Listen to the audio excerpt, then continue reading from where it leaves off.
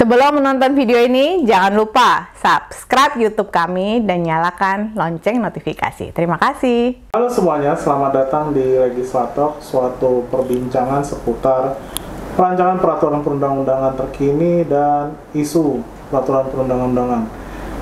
Pada kesempatan kali ini, kami bersama dengan founder ICLD, Direktur Eksekutif ICLD, Dr. Fitriani Alan Syarif. Kita mau berbincang-bincang mengenai suatu topik yang sangat dekat di hati dan di pikiran daripada Buffett, karena ini buah pikiran Buffett.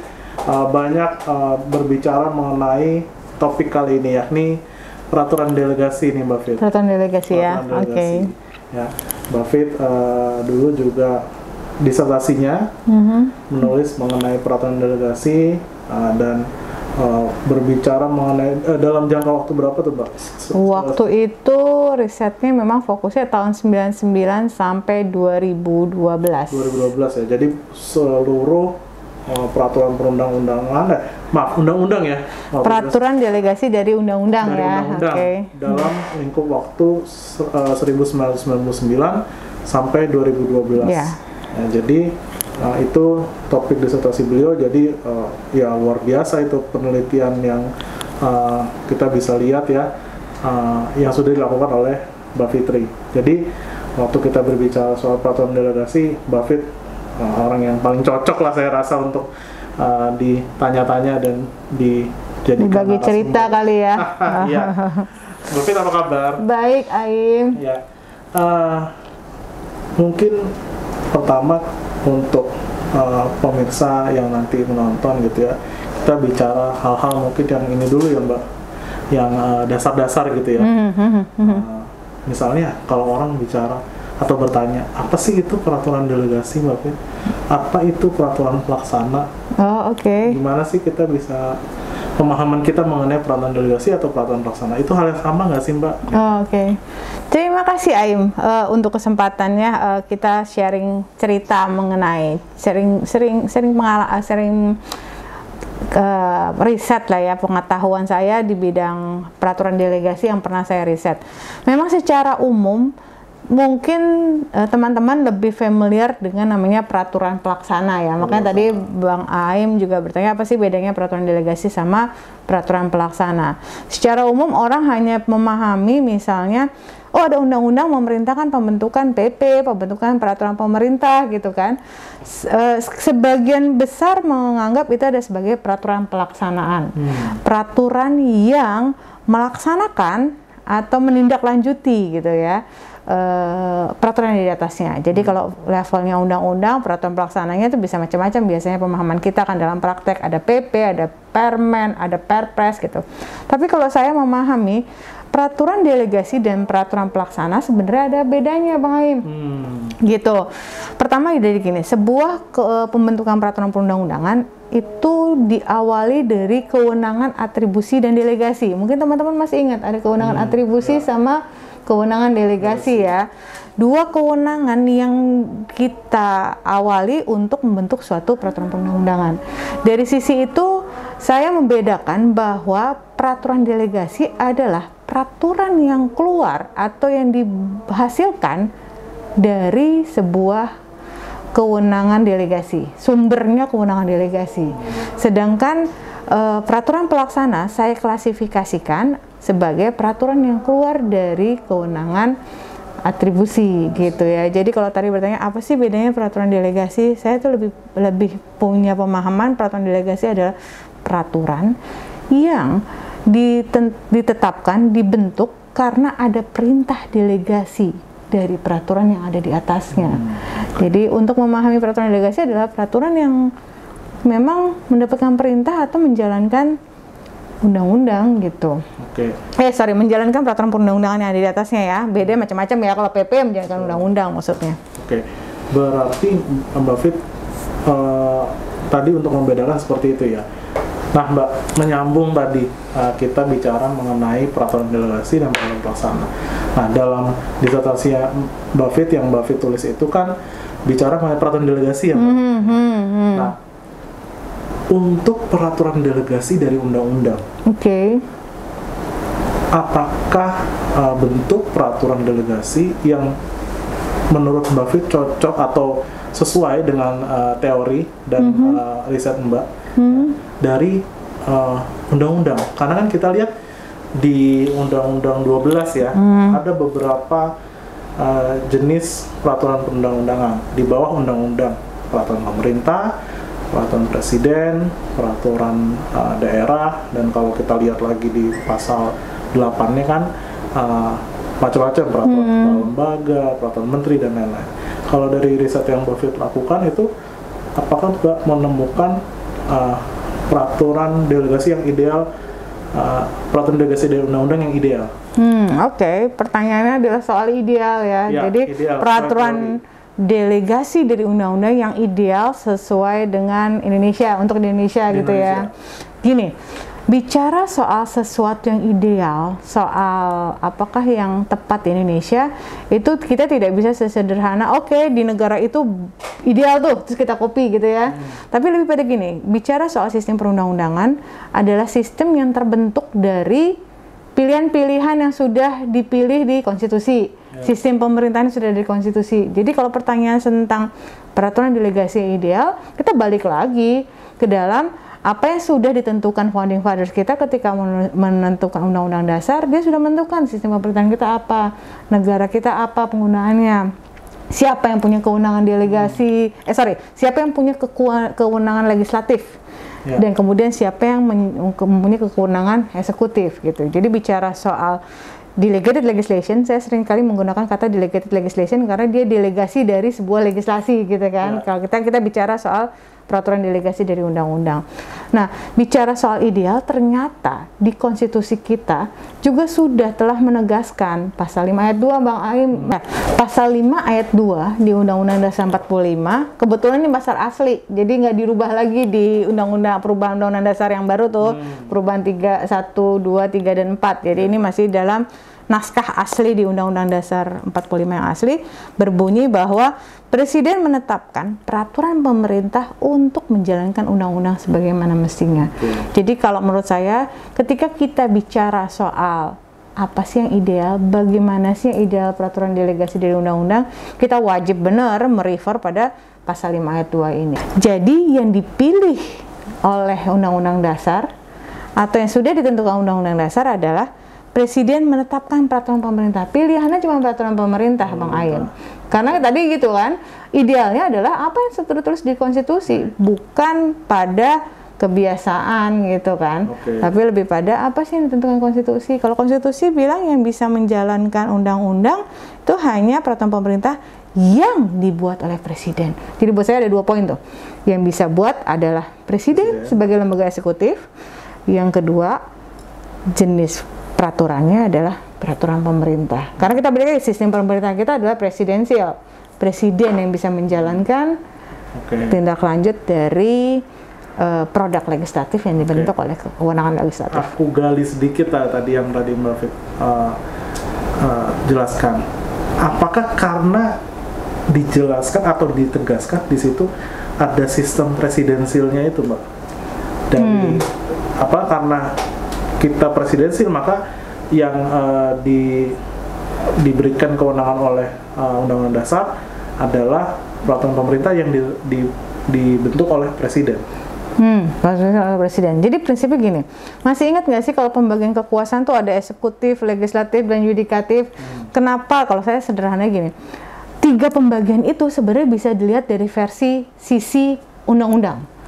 Legislatif yang bentuk undang-undang, eksekutif yang menjalankan undang-undang, dan kemudian yudikatif adalah yang menyelesaikan permasalahan ketika pelaksanaan undang-undang yang dilakukan oleh eksekutif terjadi permasalahan. Jadi yudikatif lah yang menyelesaikan perselisihan. Nah, dari versi itu saja sudah terlihat jelas bahwa eksekutif memang yang harus menjalankan undang-undang. Ketika dia menjalankan undang-undang dalam urusan administrasi pemerintahannya, dia merasa butuh untuk melakukan pengaturan-pengaturan tindak lanjut gitu kan. Kalau Prof. Hamid Atam ini menegaskan sekali bahwa kewenangan eksekutif atau lembaga pemerintahan itu punya kewenangan yang cukup luas dalam menerjemahkan kebijakan-kebijakan legislatif dan kemudian membentuk segala peraturan perundang-undangan. Jadi apa ya, jenis peraturan pertama di bidang eksekutif atau jenis peraturan pertama yang dikeluarkan oleh lembaga eksekutif setelah undang-undang ya peraturan pemerintah. Gitu. Makanya kalau di hierarki peraturan perundang-undangan kan habis undang-undang atau perpu gitu, level bawahnya adalah peraturan pemerintah. Ya, karena presiden punya kewenangan untuk mengatur menjalankan undang-undang sebagaimana mestinya, itu adalah lembaga eksekutif. Oke, berarti udah jelas ya tadi ya mengenai bentuk atau jenis peraturan perundang-undangan untuk menjalankan delegasi dari undang-undang adalah peraturan pemerintah. Tapi Mbak, permasalahannya sekarang banyak jenis peraturan perundang-undangan lain nih yang diberikan oleh undang-undang, delegasi yang diberikan oleh undang-undang kepada peraturan perundang-undangan lain selain peraturan pemerintah.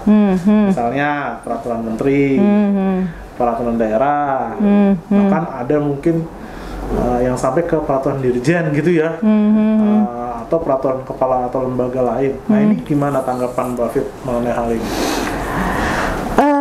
Pertama gini, tanggapan pertama memang berdasarkan kebiasaan kali ya, gitu kan. Tanggapan pertama dari kebiasaan. Memang beberapa praktek yang ada, saya sering banget pakai istilah gini, praktek yang biasa dilakukan sering kali dianggap sebagai kebenaran gitu kan. Karena memang yang sebelum-sebelumnya ngasih dari undang-undang ngasih ke peraturan menteri gitu kan. Karena sebelum-sebelumnya kayak gitu ya sudah. Jadi akhirnya mereka, udahlah saya pilih peraturan menteri. Dari sisi praktek gitu ya, dari sisi praktek, pembuatan peraturan menteri mungkin lebih sederhana daripada bikin PP. Jadi karena kebiasaan, kemudian kemudahan, lebih mudah membentuk peraturan menteri dibanding peraturan pemerintah, mereka memilih peraturan pemerintah. Nah, kemudian ada juga kebiasaan dari sebuah undang-undang yang punya lembaga sendiri. Katakanlah undang-undang pemilu punya komisi pemilihan umum, undang-undang punya Bawaslu gitu ya. Dia lebih senang memberikan kepada peraturan delegasi kepada peraturan lembaga itu sendiri. Ya. Tapi yang menarik adalah jangan-jangan juga bukan dari soal prakteknya aja, tapi sebenarnya dari Undang-Undang 12 tahun 2011-nya. Jadi di Undang-Undang 12 tahun 2011 itu pasal 7, Bang Aim perhatiin deh. Bukan pasal 7. Pasal 7 itu hierarki ya. Pasal 8. Jadi di pasal 8 itu malah membenarkan adanya gitu ya, adanya peraturan-peraturan seperti peraturan komisi, lembaga, badan yang memang langsung mendapatkan perintah untuk menjalankan undang-undang supaya dianggap sebagai peraturan perundang-undangan. Jadi mungkin di awalnya memang kebiasaan ya, tapi menurut saya Undang-Undang 12 2011 malah memberikan legitimasi bahwa ada kebolehan-kebolehan. Jadi kan kalimatnya adalah lembaga komisi dapat jenis peraturan yang dibentuk oleh lembaga komisi, badan gitu ya, yang mendapatkan perintah dari undang-undang gitu. Kesannya kan memang dia memang boleh mendapatkan kewenangan pembentukan perundang-undangan dari undang-undang gitu. Padahal tadi kita balik lagi. Kalau mau dibilang ideal, lihat konstitusi gitu. Baik. Menurut Mbak Fit nih, apakah kemudian tadi Mbak Fit bicara mengenai adanya pasal 8. Adanya pasal 8 yang melegitimasi jenis-jenis peraturan perundang-undangan ini, yang lainnya ini, ya, untuk melaksanakan undang-undang, ya, adalah sumber permasalahan dari adanya overregulasi, hyperregulasi. Kenapa Mbak? Karena yaitu banyak penelitian riset, misalnya SHK itu kan pernah memberikan hasil penelitian bahwa sebenarnya overregulasi atau hyperregulasi yang ada di Indonesia ini adanya di tataran peraturan menteri, adanya di peraturan lembaga gitu, bukan di tataran undang-undang ataupun bahkan PP gitu ya, gitu. Gimana Mbak melihat hal ini? Iya. Soal obesitas perundang-undangan jadi cukup menarik ya masalahnya. Sebenarnya Pak Hamid tuh, saya masih ingat tulisannya Pak Hamid itu, Pak Hamid bilang zaman dulu ada banjir perundang-undangan, sekarang ada obesitas perundang-undangan. Jadi sebenarnya cerita itu adalah persoalan masa lalu. Nah, pada masa saat ini juga ternyata ketemu lagi nih kita. Nah, buat saya salah satu, kalau kasih statement pertamanya ya, salah satu penyebab obesitas perundang-undangan buat saya adalah karena terlalu banyak juga lembaga yang diberikan kewenangan untuk membentuk peraturan perundang-undangan gitu. Jadi ya kalau misalnya mereka dapat kewenangan, kemudian mereka membentuk, salah dia apa enggak? Ya enggak juga, karena mereka mendapat, ya kan? Kewenangannya legal loh. Kalau secara legalitas dia udah punya kewenangan. Ya. Nah, tapi masalahnya kalau kita kembali kepada sistem pemerintahan di Indonesia yang ditentukan di Undang-Undang Dasar, sebenarnya yang legal adalah harusnya hanya peraturan pemerintah untuk menjalankan undang-undang. Nah, posisi gini lagi Bang Aim, undang-undang itu punya materi muatan yang khas.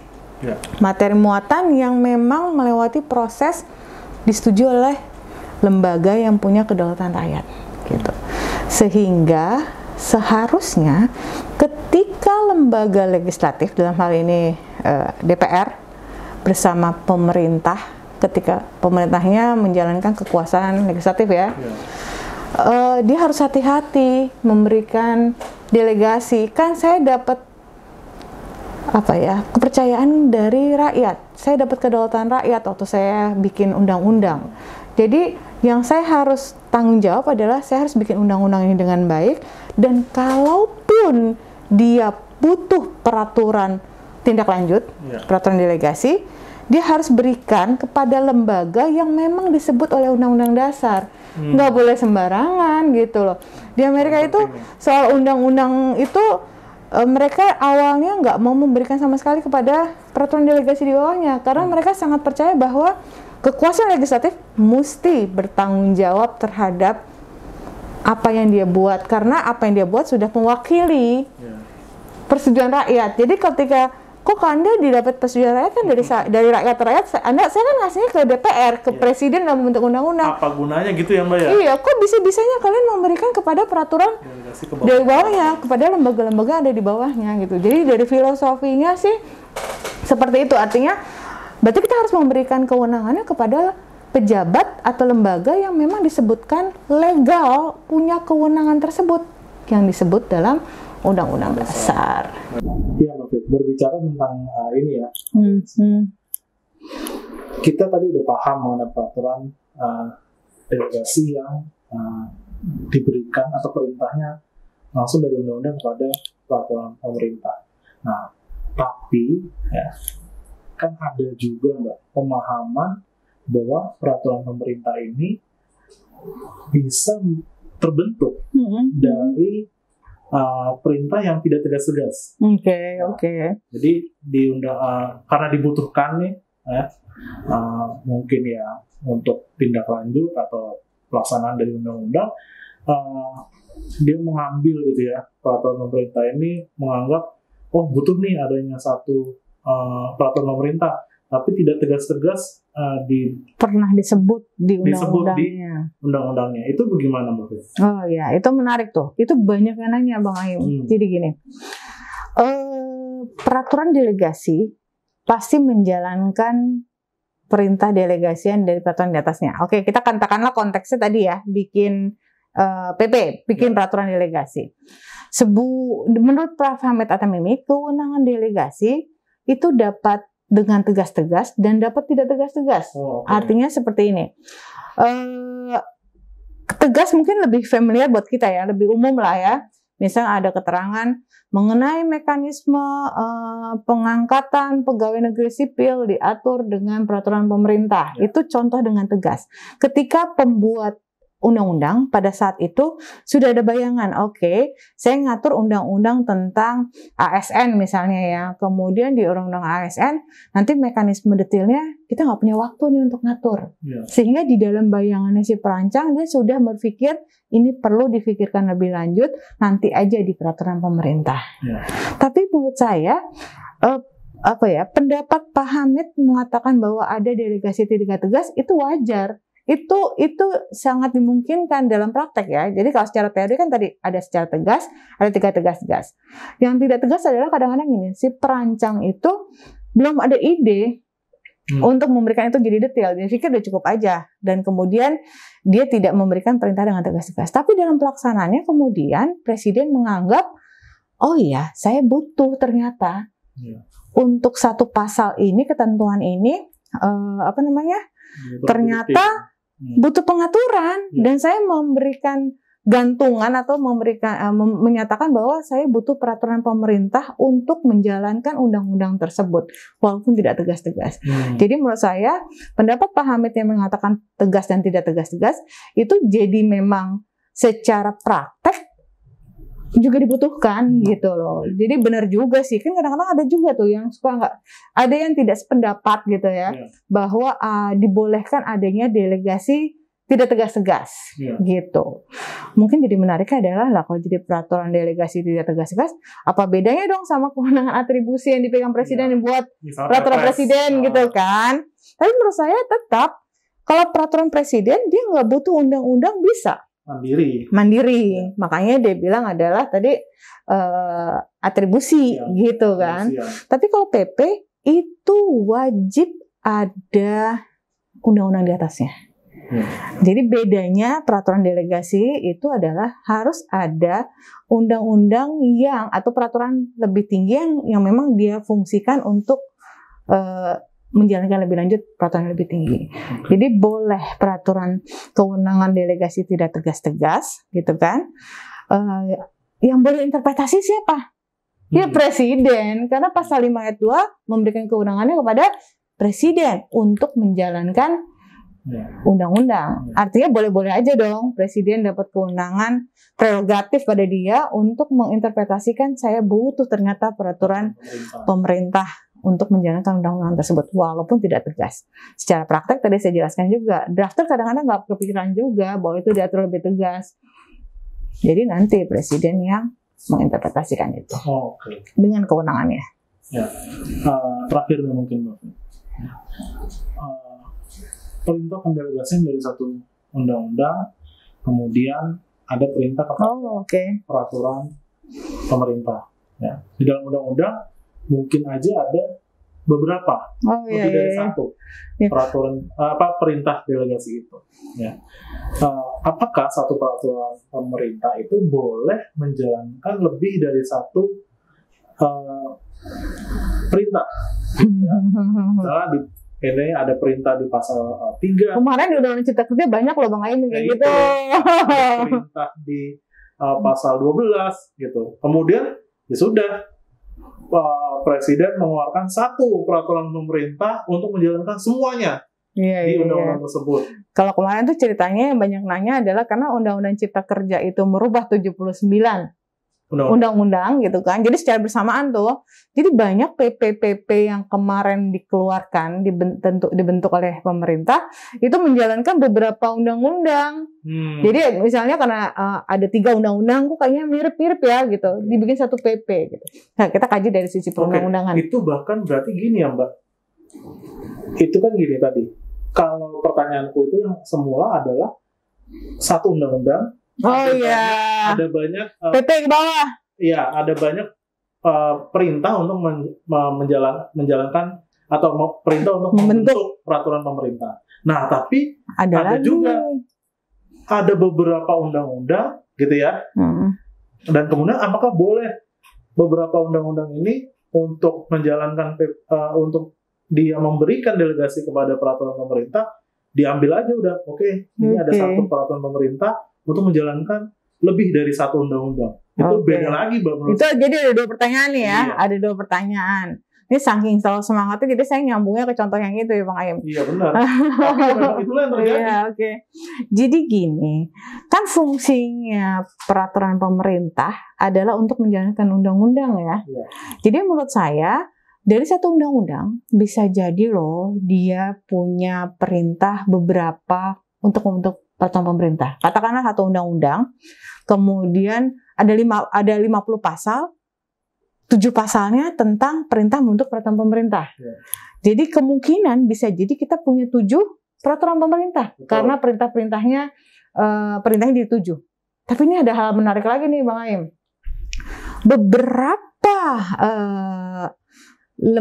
Beberapa praktek yang ada, 7 perintah ini malah dijadiin 1. Ada juga yang kayak gitu.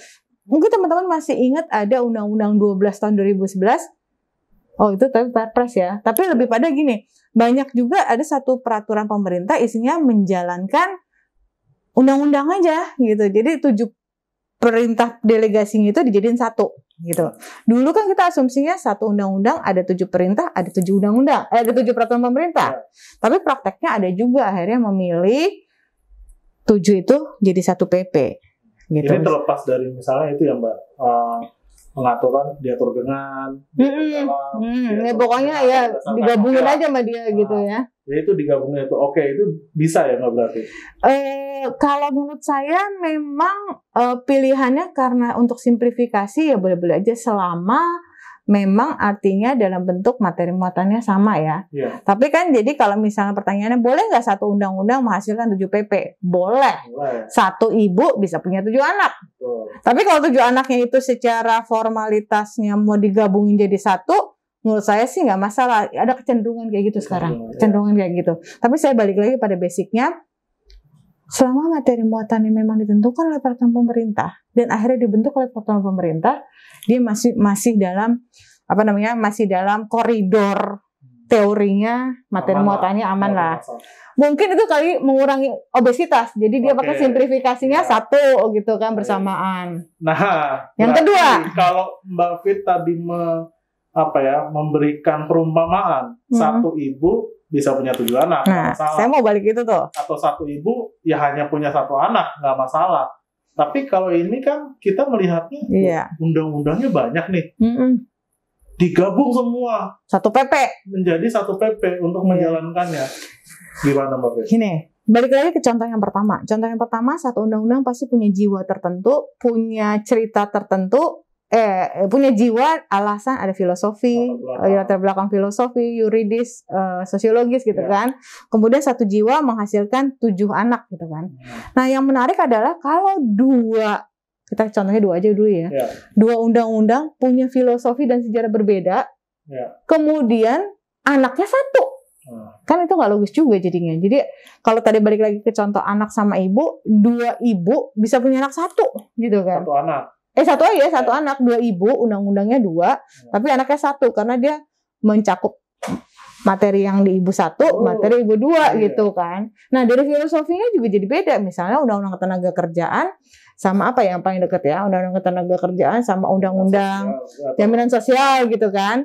Ini ceritanya beda. Jaminan sosial sebenarnya mau menjamin kesejahteraan sosialnya masyarakat. Yang ini ngomongin undang-undang tenaga kerja untuk menjamin bagaimana tenaga kerja di Indonesia bisa punya kesetaraan dengan pengusaha gitu kan, mendapatkan hak-haknya yang sejahtera gitu kan. Walaupun mirip-mirip, tapi kan sebenarnya filosofi bergeraknya berbeda.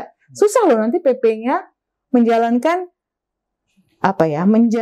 amanat filosofi jiwanya yang di undang-undang 1 dan undang-undang yang keduanya gitu. Jadi kalau dari filosofinya nggak mungkin 2 ibu punya anak 1. Dari sisi